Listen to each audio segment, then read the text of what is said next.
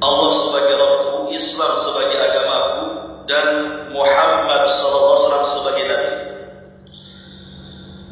Maka Allah Subhanahu wa Ta'ala akan meridhoi kita kelak pada hari kiamat.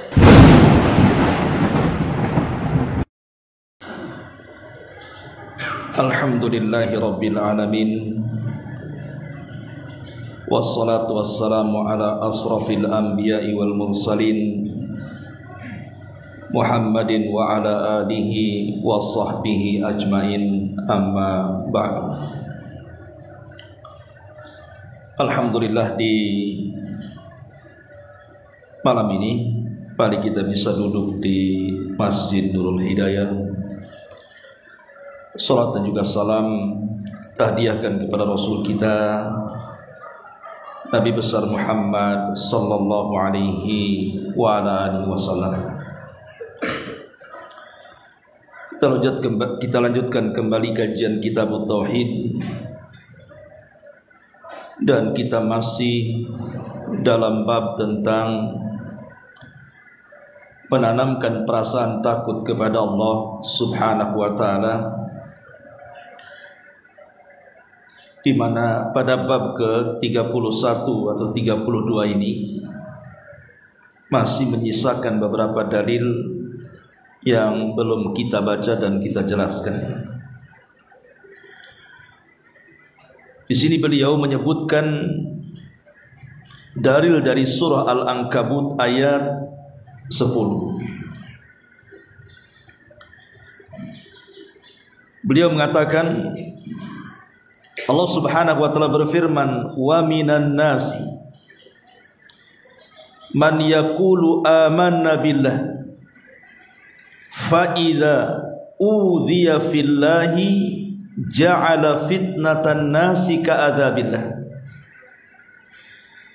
wala in ja'a nasrun min rabbika la yaqulunna inna kunna ma'akum awalaysa Allahu bi'a'lama bima fi suduril alamin. Dan di antara manusia ada yang berkata, kami beriman kepada Allah, tetapi apabila ia mendapatkan perlakuan yang menyakitkan dalam hidupnya, yang menggoncangkan keimanannya kepada Allah Subhanahu wa Ta'ala, maka ia menganggap fitnah manusia kepadanya sebagai azab yang Allah turunkan kepadanya. Dan sungguh jika datang pertolongan dari Rabbmu, mereka pasti akan berkata, sesungguhnya kami bersamamu. Bukankah Allah mengetahui apa yang ada di dalam dada-dada semua manusia? Ma'asyiral muslimin wal muslimat rahimakumullah. Ayat ini atau surah Al-Ankabut ayat 10 ini dijadikan dalil oleh pengarang tentang pentingnya mengembalikan perasaan takut kepada Allah Subhanahu wa Ta'ala. Kemudian beliau mencontohkan di sini surah Al-Ankabut ayat 10 tentang ada sebagian manusia yang apabila diuji oleh Allah Subhanahu wa Ta'ala, mereka pun merasa ketakutan, sehingga menjadikan ujian itu bukan sebagai ujian, tetapi mereka menjadikan ujian itu bagaikan azab Allah Subhanahu wa Ta'ala yang ditimpakan Allah kepada mereka. Dan ini yang banyak terjadi pada manusia. Walaupun ayat ini sebenarnya turun kepada orang-orang munafik, di mana ketika orang-orang munafik itu pada periode Mekah, mereka menganggap bahwa celaan mereka di atas Islam dari musuh-musuhnya itu seolah-olah azab yang Allah timpakan kepada mereka. Tapi saat periode Mekah, ketika Allah Subhanahu wa Ta'ala memenangkan Islam dan menjayakan Islam, mereka mengatakan kami bersama kalian. Itulah orang-orang munafik. Di saat sempit mereka mengatakan ini azab dari Allah. Di saat senang mereka mengatakan kami bersama kalian. Tetapi yang namanya ayat dalam Al-Quran itu al-ibratu bi umumil lafzi la bi khususis sabab. Sebuah ayat dalam Al-Quran itu bukan melihat tentang sebab khusus turunnya, tetapi keumuman lafaz yang ada pada ayat ini. Walaupun turunnya kepada orang-orang munafik, tapi lafaznya juga ditujukan kepada kita.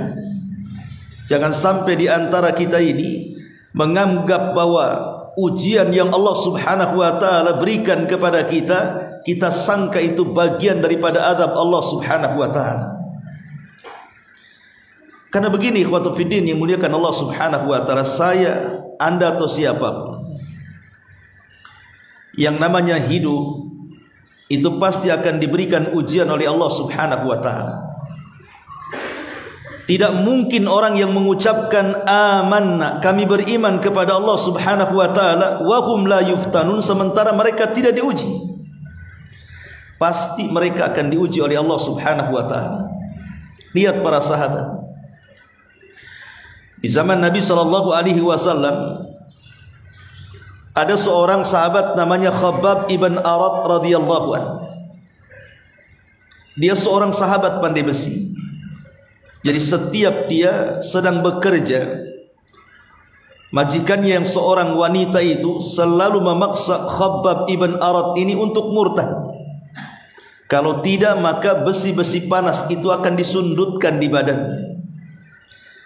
Entah berapa ratus sundutan di badannya, sudah tidak terhitung lagi karena setiap hari disundut, sehingga dia tidak tahan. Karena tidak tahan itulah dia datang kepada Nabi sallallahu alaihi wasallam. Lah ketika itu Nabi sallallahu alaihi wasallam berada di sekitar Ka'bah, bahkan sedang bersandar di kiswah Ka'bah. Maka Khabbab mengatakan kepada Nabi sallallahu alaihi wasallam, "Ya Rasulullah, ala tad'u lana, ala tastaghfir lana." Rasul, tidakkah kau berdoa kepada Allah atau minta pertolongan kepada Allah? Tidakkah kau iba kami disiksa setiap hari? Tapi Nabi sallallahu alaihi wasallam mengatakan kepada Khabbab, "Ya Khabbab, apa yang kau alami belum seberapa dibandingkan umat sebelum kalian." Karena dahulu ada umat-umat itu yang disiksanya luar biasa. Ada yang digergaji badannya jadi dua, ada yang dikubur hidup-hidup, ada yang disisir dengan sisir besi, tapi mereka tidak futur dari agamanya. Ya Khabbab, kemenangan itu pasti akan datang. Jangan tergesa-gesa. Nanti akan ada waktunya di mana orang yang berjalan dari Son'a ke Hadral Maut tidak ada yang takut kecuali karena Allah Subhanahu wa taala.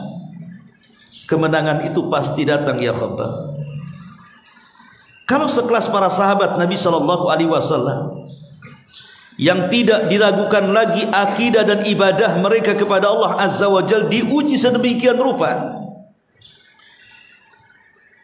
maka kita pun sama, orang-orang yang beriman kepada Allah dan mengatakan amanna, kami beriman, pasti mereka juga akan diuji. Kita juga akan diuji.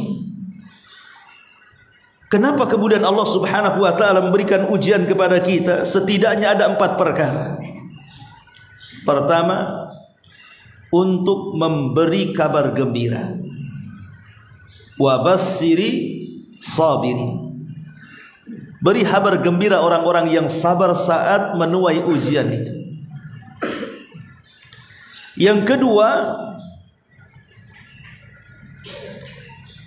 disebutkan para ulama untuk supaya Allah mengetahui kondisi manusia. Apakah keimanan manusia itu di atas kebenaran ataukah di atas kedustaan?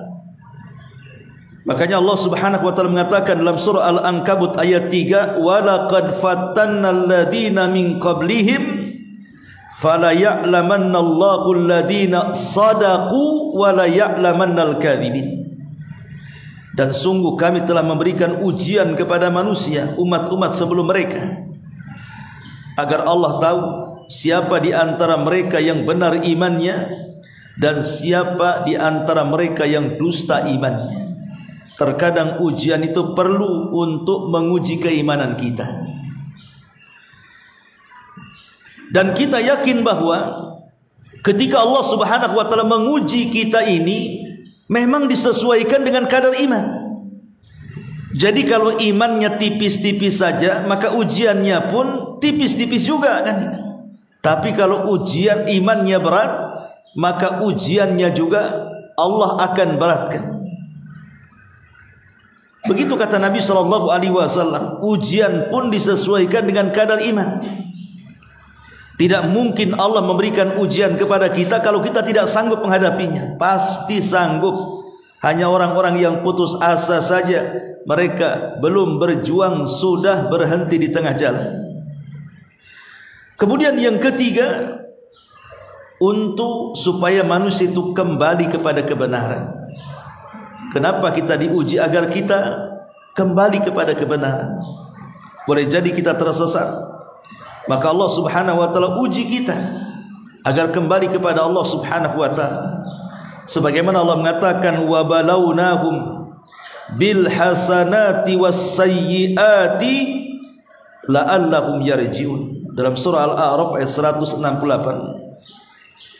Dan kami uji mereka dengan nikmat yang baik atau bencana yang buruk agar mereka kembali kepada kebenaran, kembali kepada Allah Subhanahu wa taala. Dan yang keempat tentunya untuk supaya Allah mengetahui orang-orang yang sungguh-sungguh memperjuangkan agamanya dan juga sungguh-sungguh dia tabah dan sabar saat menerima ujiannya. Dan itu disebutkan dalam surah Muhammad ayat 31, wala nabluwannakum hatta na'lamal mujahidina minkum was-sabirin. Dan sungguh benar-benar kami menguji kalian sehingga kami mengetahui orang-orang yang benar-benar berjihad dan orang-orang yang benar-benar bersabar. Inilah 4 poin kenapa Allah Subhanahu wa taala menguji kita. Lalu ujian seperti apa sebenarnya yang Allah Subhanahu wa taala ujikan kepada manusia ini? Di dalam surah Al-Ankabut ataupun di dalam surah Al-Baqarah ayat 155. Dalam surah Al-Baqarah 155, inilah rincian daripada ujian yang Allah ujikan kepada kita. Dan Allah menyebutkan 5 perkara dalam surah Al-Baqarah 155 ini. Apakah kita bisa melewati 5 perkara dalam kehidupan kita ini, ataukah justru kita kandas di tengah jalan? Allah Subhanahu wa taala mengatakan, wala nabluwannakum, dan sungguh kami akan menguji, bisyai'in, dengan sedikit, minal khaufi, dari perasaan takut, wal ju'i, dari perasaan lapar, wa naqsim minal amwali, dari kekurangan harta, wal anfusi, dan kekurangan jiwa, was samarati, dan kekurangan buah-buahan.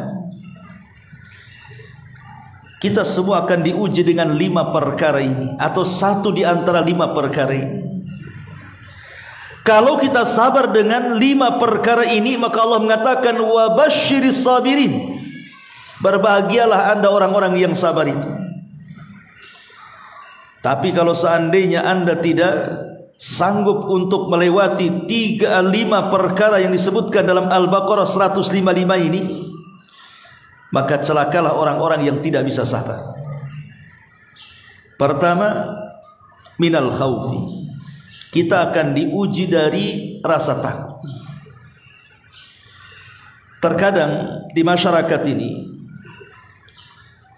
kita lihat bahwa banyak orang-orang yang diuji dengan perasaan takut ini. Contoh umpamanya ada orang kaya takut miskin, atau mungkin para pejabat yang sudah diangkat kemudian sudah mendekati masa-masa pensiun, takut akan jatuh dari jabatannya, atau seseorang dihantui dengan masa depan, ditakutkan dengan ekonominya, bagaimana nasib dirinya, bagaimana nasib keluarganya, bagaimana nasib anak di masa depannya. Belum terjadi sudah takut. Jadi ada orang-orang yang diuji dengan dibayang-bayangi oleh perasaan takut. Ini perasaan takut yang seperti ini, perasaan takut yang tidak mendasar, ini bisa membahayakan kita. Karena kalau itu terjadi kepada orang kaya yang takut miskin, maka pasti akan keluar akhlak-akhlak yang tidak baik dari orang-orang kaya yang takut miskin itu. Pertama, akhirnya dia berusaha untuk menumpuk-numpuk kekayaan kan? Karena takut miskin. Ya pasti dia akan dengan jerih upayanya, dia akan berusaha untuk menumpuk-numpuk kekayaan. Bila perlu kekayaan itu bukan hanya untuk dirinya, tapi dia siapkan untuk anak cucunya. Jadi cucunya belum lahir sudah kaya, belum lahir sudah kaya. Karena biasanya orang yang takut miskin dari orang kaya itu, maka dia akan berusaha untuk menumpuk-numpuk harta, berakhir dengan kebakhilan dan kekikiran. Ya, akhirnya kemudian mereka pun bakhil dan kikir, dan lebih daripada itu menyangka bahwa kekayaannya bisa mengekalkan hidupnya di dunia. Sebagaimana Allah mengatakan, jama'a mala wa addada yahsabu anna malahu akhlada. Kalau itu ketakutan terjadi kepada para pejabat, orang-orang yang memiliki jabatan dalam perusahaan atau dalam pemerintahan, kemudian waktu pensiun sudah dekat dengan mereka, atau mendapatkan kabar akan dipindah, atau mungkin akan di PHK, atau mungkin akan dipecat dan begitu seterusnya. Itu terkadang ada orang yang dibayangi dengan perasaan takut itu yang berlebihan. Akhirnya dengan segala upaya, menghalalkan segala cara, bagaimana caranya mempertahankan jabatan, dia siap melakukannya. Ketika itu sudah tidak kenal halal haram lagi bagi hidupnya. Kalau seandainya ketakutan itu terjadi kepada orang-orang, mungkin orang-orang miskin juga, bukan orang kaya takut miskin saja, orang miskin pun takut kalau mereka tidak kaya. Memandang anaknya, macam mana masa depan anaknya, memandang keluarganya, macam mana kehidupan ke depannya. Kalau mereka tidak sabar, akhirnya kemudian dipanjangkan angan-angan mereka, dimasukkan dalam kehidupan bayang-bayang, akhirnya masuk dalam dunia perjudian dan perdukunan kan. Banyak orang-orang miskin itu pengen kaya cepat, akhirnya judol. Ataupun mungkin masuk ke dunia perdukunan seolah-olah Pak Dukun itu membawakan kekayaan. Ini takut-takut yang seperti ini membahayakan hidupnya, dan manusia diuji dengan perasaan takut ini. Apakah takut kita kepada Allah berlebih, ataukah takut kepada perkara-perkara ini berlebih? Ini yang pertama. Kemudian yang kedua, walju, dan juga kelaparan. Lapar ini tidak mesti dilanda oleh orang-orang yang ditimpa dengan kefakiran, tidak mesti. Lapar itu tidak mesti harus fakir.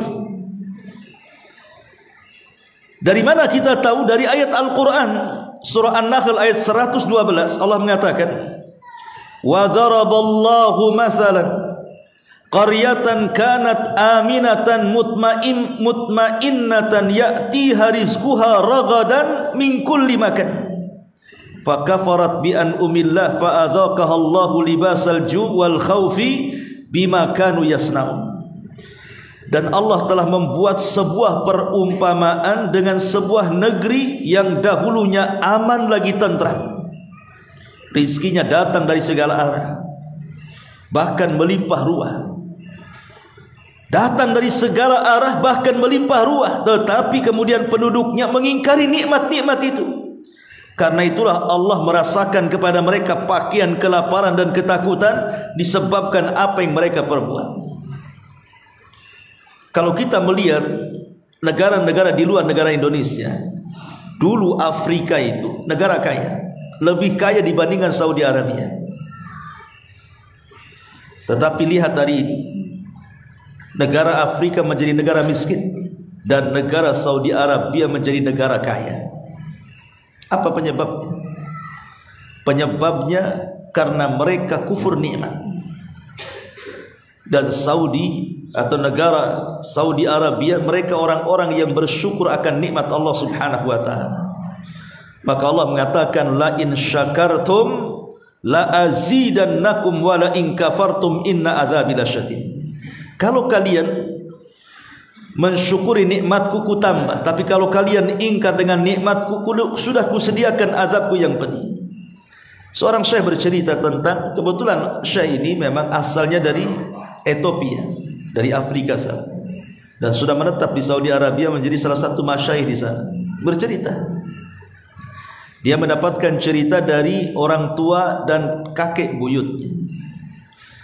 Dulu negeri kami itu negeri yang kaya raya. Saudi itu belum ada apa-apanya. Sampai-sampai kalau mereka menyembelih kambing itu, mereka hanya mengambil dagingnya dan semua selain daging dibuangnya. Kulitnya dibuang, cekernya dibuang, kakinya dibuang, jeroannya dibuang, kepalanya dibuang. Hanya diambil dagingnya saja. Padahal itu bisa dimakan. Terkadang kalau tidak habis mereka buang begitu saja. Setiap hari makanan-makanan itu dibuang tanpa mereka sadar mereka sudah tabdzir. Akhirnya negeri yang kaya raya, persis yang difirmankan Allah Subhanahu wa taala, fa kafarat bi an'umillah fa adzaqaha Allahu libasal ju' wal khaufi bima kanu yasnaun. Ketika penduduk negeri itu ingkar terhadap nikmat-nikmat Allah, karena itu Allah akan merasakan kepada mereka pakaian kelaparan dan ketakutan terhadap apa yang mereka telah lakukan. Akhirnya kelaparan di mana-mana. Dulunya kaya menjadi umat yang kelaparan. Itu ujian dari Allah Subhanahu wa taala karena kekufurannya. Kemudian yang ketiga kata Allah Subhanahu wa taala, wa naqsin minal amwal, dan kurangnya harta, artinya kemiskinan. Manusia akan diuji dengan kemiskinan. Di dalam surah Al-Hajj ayat 11, Allah Subhanahu wa taala mengatakan, wa minan nas man ya'budullaha ala harfin fa in asabahu khairun itma'an nabi wa in asabathu fitnatun inqalaba ala wajhihi khasirat dunya wal akhirah dzalika huwal khusranul mubin. Dan di antara manusia ada orang-orang yang menyembah Allah tetapi mereka berada di tepian jurang. Jika mereka memperoleh kebaikan, nikmat Allah, kekayaan yang banyak, maka mereka seolah-olah hidup dalam ketenangan. Tetapi jika ditimpa oleh Allah sebuah bencana, kefakiran, kesusahan hidup, kesusahan ekonomi, mereka pun berbalik ke belakang mereka. Rugilah dunia dia dan rugilah akhirat dia. Dan itulah serugi-ruginya kerugian yang nyata. Ma'asyiral muslimin yang dimuliakan Allah Azza wa Jalla. Makanya kan ada istilah para ulama, antara fakir dan kafir itu kan tetanggaan ya Pak. Karena biasanya orang-orang yang kafir itu salah satu penyebabnya karena kefakiran kan. Adapun hadis yang mengatakan kadal fakru an yakuna kufran, itu hadis maudhu. Kefakiran itu hampir-hampir menjadikan seseorang menjadi kufur. Tetapi maknanya benar. Maknanya benar. Betapa banyak orang-orang yang susah ekonomi, mereka rela menanggalkan akidah dan agama mereka, kemudian berpindah kepada agama yang lain kan. Bahkan saya sering mendapatkan cerita apabila terjadi musibah di negara kita ini, entah gempa, entah tsunami, kemudian terjadi ribuan pengungsian di mana-mana. Ada saja cerita di mana para misionaris itu yang berusaha memindahkan agama Islam kepada agama yang lain itu datang dengan membawa bantuan, kemudian membaptis dan begitu seterusnya. Dan rupanya ada juga sebagian orang-orang yang tadinya Islam pindah agama hanya faktor ekonomi. Padahal kemiskinan itu sebuah ujian dari Allah Subhanahu wa taala. Kemudian yang keempat, wal anfus, Dan Allah juga akan menguji dari segi anfus, jiwa. Boleh jadi kita diuji oleh Allah Subhanahu wa taala mendapatkan tekanan, mendapatkan ancaman, atau boleh jadi mungkin Allah memberikan ujian kepada diri kita ini berupa penyakit. Penyakit yang berkepanjangan, tidak bisa disembuhkan. Terkadang ada yang sampai terduduk dan terbaring, tidak bisa bergerak dan tidak bisa melihat dunia luar. Atau boleh jadi sampai kepada tingkat kematian. Lah itu semua adalah ujian-ujian anfus namanya. Tekanan, ancaman, sakit ataupun kematian. Ma'asyiral muslimin wal muslimat rahimani wa rahimakumullah. Terkadang kita diuji dengan seperti ini. Entah boleh jadi kita punya anak yang kita cintai, anak si mata wayang, anak yang selama ini menjadi belahan jiwa, penerus cerita, tiba-tiba kemudian sakit dan mati. Gimana perasaan orang tuanya? Allah sedang uji dengan kematian anak. Atau mungkin kematian pasangannya, atau mungkin kematian orang-orang yang dicintainya. Itu ujian berat. Orang tuanya meninggal, ayah ibunya meninggal, sementara dia belum betul-betul berbuat baik kepada keduanya. Tiba-tiba Allah sudah memanggilnya. Ini terkadang terjadi ujian-ujian seperti ini. Maka Allah uji tentang masalah-masalah jiwa ini. Sabar ataukah tidak sabar? Ma'asyiral muslimin yang dimuliakan Allah Subhanahu wa taala. Dan anfus juga mencakup, boleh jadi bukan hanya sekedar mati jiwanya. Mungkin ada orang yang mematikan karakternya.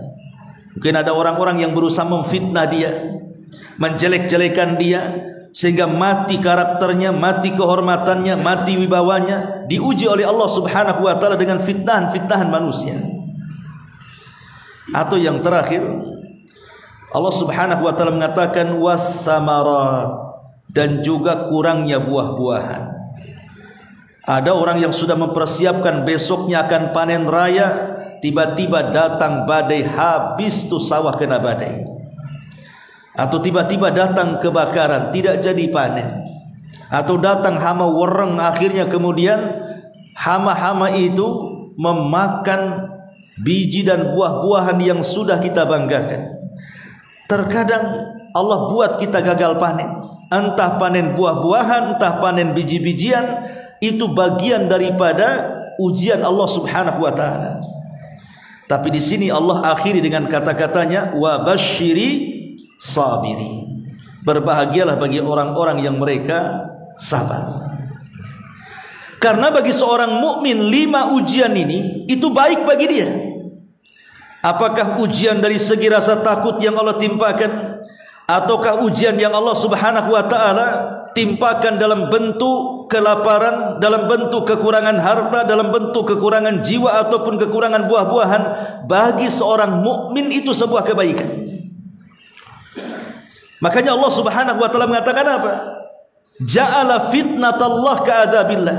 Tapi bagi orang-orang yang bukan muslim, kebanyakan manusia menjadikan ujian yang Allah turunkan kepada kita itu bagaikan azab Allah Subhanahu wa taala. Seorang mukmin tidak boleh menjadikan ujian sebagai azab.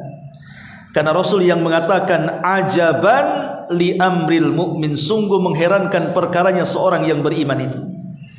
In asabathu sarra syakara fakana khairan lahu. Wa in asabathu dharra sabara fakana khairan lahu. Wa laysa dzaka illa lil mu'minin. Kalau ditimpa kebaikan dia bersyukur, dan itu baik bagi seorang mukmin. Kalau ditimpa keburukan dia bersabar, dan itu tetap baik bagi seorang mukmin. Dan dua-duanya tidak dimiliki kecuali bagi seorang mukmin. Tapi masalahnya kebanyakan manusia itu, bahkan kita rasakan sendirilah, apabila Allah Subhanahu wa taala menguji kita dengan sakit, menguji kita dengan ekonomi, menguji kita dengan ucapan-ucapan orang yang menyakitkan, terkadang kita anggap itu bukan ujian, tapi kita anggap itu azab yang Allah turunkan kepada kita. Ikhwan, ketika Nabi SAW berdakwah ke Taif, Mekah sudah tidak menerima dakwah Nabi lagi.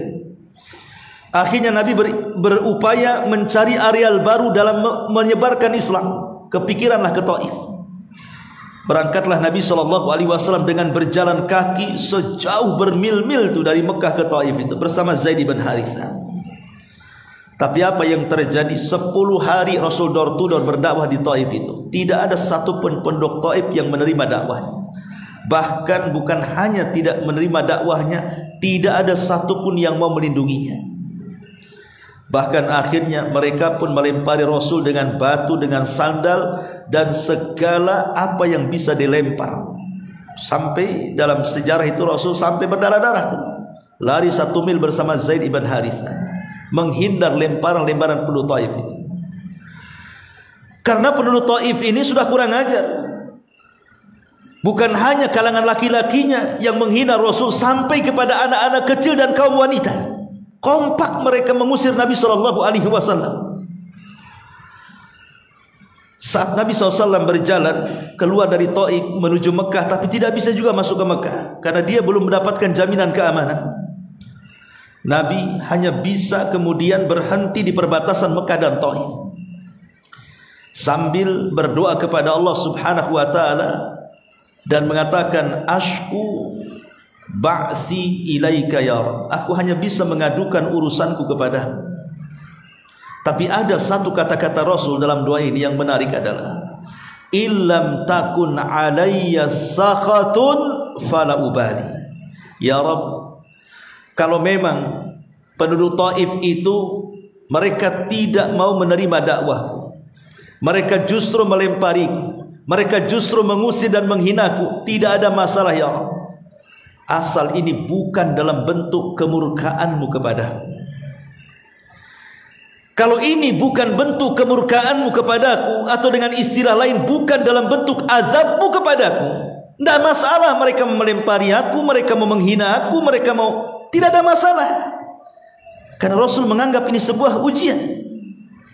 Dan ini salah satu contoh yang kalau diterapkan dalam kehidupan kita luar biasa. Nabi tidak mengatakan, ya Rabb, apakah begini nasib seorang Nabi? Kenapa mereka melempari seorang Nabi? Ya Rabb, apakah seperti ini nasib seorang Nabi? Kenapa mereka sampai menghina seorang Nabi? Tidak, Rasul tidak pernah mengucapkan kalimat itu. Rasul hanya mengatakan, illam takun alayya sakhatun fala ubadi. Kalau ini bukan bagian daripada kemurkaanmu ya Rabb, aku enggak akan peduli. Silahkan kau uji aku ya Rabb. Kalau kalimat Rasul ini kita tanamkan dalam kehidupan kita ini, umpamanya kita sedang sakit, kemudian kita katakan, ya Rabb, kalau sakit ini bukan bagian daripada azabmu, kemurkaanmu, aku akan berusaha untuk sabar. Kalau kita digulung ekonominya, kemudian kita katakan, ya Rabb, kalau seandainya kebangkrutanku bukan bagian daripada kemurkaanmu, tidak ada masalah, saya akan hadapi dengan sabar. Kalau seandainya manusia memfitnah ini bukan bagian daripada azabmu kepadaku ya Rabb, tidak ada masalah, aku akan menghadapi semuanya. Kan indah kalau hidup itu menggunakan kaidah yang diajarkan Nabi SAW. Tapi kalau sedikit-sedikit kemudian Allah uji, kita katakan bagian daripada azab, lah inilah ciri-ciri orang munafik. Ciri orang munafik itu mereka menyerah sebelum berperang. Mereka tidak sabar sebelum berusaha untuk sabar. Sudah kepikiran dulu tuh, belum juga sabar udah kepikiran tuh. Makanya di sini Allah Subhanahu wa taala mengatakan, wa minan nas, dan sebagian manusia, man yaqulu amanna billah.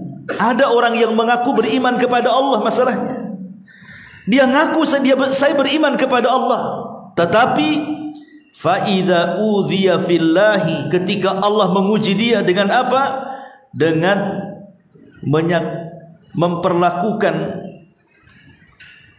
sebuah fitnah yang menguji keimanannya, ja'ala fitnatan nasi ka'adzabillah, dia sangka fitnah manusia kepadanya itu bagian daripada azab Allah Subhanahu wa taala. Maka di sini kata para ulama, ayat ini menunjukkan bahwa Allah terkadang akan membuat tasallut bainan nas, di antara manusia dengan manusia yang lain itu akan saling bermusuhan, akan saling menyakiti dengan kata-katanya, akan saling menyinggung dengan perbuatannya. Maka kalau seandainya itu terjadi, Apakah kita akan sabar ataukah kita menjadikan ujian-ujian itu sebagai azab dari Allah Subhanahu wa taala? Maka seorang mukmin tidak akan menjadikan itu bagian daripada azab, tapi seorang mukmin akan menjadikan itu bagian daripada memperkokoh keimanannya, menguji kesabarannya. Apakah dia sanggup sabar ataukah dia justru futur? Naudzubillah. Ma'asyiral muslimin yang dimuliakan Allah Subhanahu wa taala. Kemudian muallif pengarang beliau mencantumkan riwayat dari hadis Abi Sa'id Al-Khudri radhiyallahu anhu. Nabi mengatakan, "Inna min dha'fil yakin an turdiyan nas bi sakhatillah wa an tahmaduhum ala rizqillah wa an tadhummahum ala ma yu'tika Allah. Inna rizqallahi fala yajurruhu hirsu harisin wa la yarudduhu karahiyatu karihin." Riwayat ini sebenarnya tidak sahih, tetapi maknanya sahih kata ulama. Riwayatnya lemah, tidak bisa dijadikan hujah, tapi maknanya sahih karena banyak ditopang dalam beberapa riwayat yang baik yang marfu atau mauquf kepada para sahabat Nabi sallallahu alaihi wasallam. Allah Subhanahu wa Rasul sallallahu mengatakan di sini, sesungguhnya termasuk lemahnya iman seseorang. Termasuk lemahnya iman seseorang, pertama, kamu mencari redha manusia dengan mendapatkan kemurkaan Allah. Yang kedua, kamu memuji mereka atas rizki yang Allah berikan lewat perantaranya. Kemudian yang ketiga, kamu mencela mereka atas dasar sesuatu yang belum diberikan Allah kepadamu melalui mereka. Maka Rasul mengatakan, ingat sesungguhnya rizki Allah tidak dapat didatangkan oleh ketamakan orang tamak dan tidak pula digagalkan oleh kebencian orang yang akan membenci. Di sini ada 3 poin yang harus dipahami. Pertama, mencari redha manusia dengan kemurkaan Allah. Ciri lemahnya iman ketika kita mencari redha manusia, tapi di balik redha manusia itu ada murka Allah Subhanahu wa taala. Contoh umpamanya, boleh jadi mungkin dalam satu perusahaan itu semua orangnya jahat semuanya, para koruptor. Antum pula orang yang jujur satu-satunya di situ. Tapi antum salah satu yang bisa menentukan cairnya dana dan tidak. Artinya tanda tangan antum itu sangat berguna. Sementara satu perusahaan itu kawan-kawan antum bermasalah semuanya. Kemudian mereka datang kepada antum meminta tanda tangannya untuk mencairkan dananya. Maka antum dihadapkan dengan 2 perkara di sini. Kalau saya bumbukan tanda tangan ini, sama saja saya menghalalkan mereka untuk korupsi. Tapi kalau seandainya saya tidak letakkan tanda tangan ini, berarti saya tidak membantu kawan-kawan dan tidak dianggap menolong mereka. Maka ini di antara 2 pilihan. Kalau kita tanda tangan, lemah iman kita. Kenapa? Karena kita mencari redha manusia, di dalamnya ada murkanya Allah kan. Tapi kalau seandainya kita tidak tanda tangan, pasti dibenci orang-orang itu. Tetapi Allah cinta dengan kita.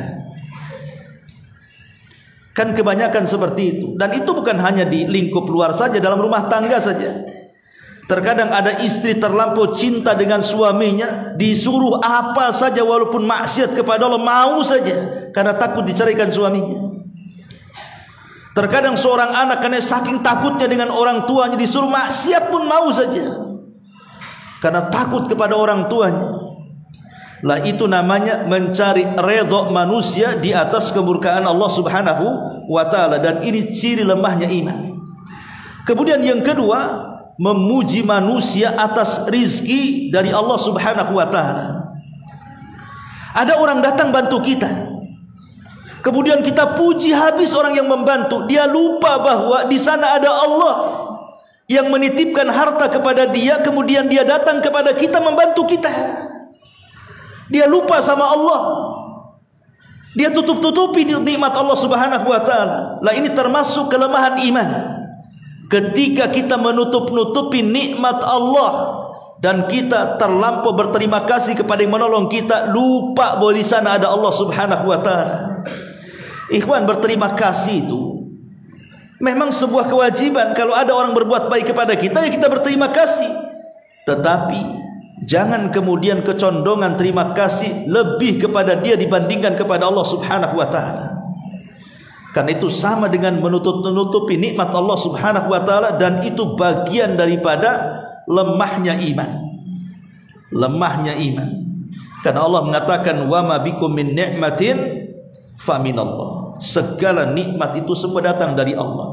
Orang yang membantu kita itu kan perantara saja. Allah titipkan harta dia kepada dia untuk datang kepada kita. Ya. Kemudian yang ketiga, mencela manusia ketika menjadi penghalang rizki kita. Antum jualan, datang orang nawar, udah lama 1 jam lah tawar-tawaran tak jadi, antum marah, sialan ya. Masa sudah 1 jam tawar-tawaran tiba-tiba dia pergi. Dia celah gara-gara dibatalkan. Ya. Atau antum mungkin yang suka masuk dalam dunia proyek. Adalah kemudian proyek ini itu sudah rapat meeting saja kerjanya sampai berbulan-bulan. Rupanya ketika waktu eksekusinya dibatalkan semuanya. Langsung antum marah sama dia. Kurang ajar, anak sudah habiskan waktu, pokoknya dicela. Maka di antara kelemahan iman seseorang adalah mencela manusia ketika menjadi penghalang rizkinya. Ya memang bukan rizkinya. Ada orang yang mau beli sesuatu kepada kita, tahu-tahu tidak jadi. Ya mungkin belum datang rizkinya. Allah masih menghalangi rizkinya.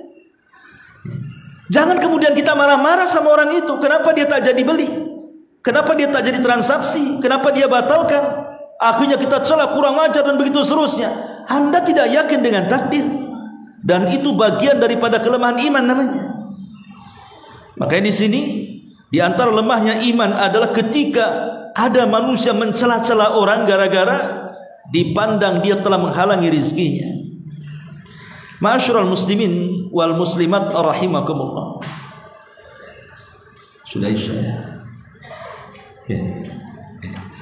Kita sampai di sini saja.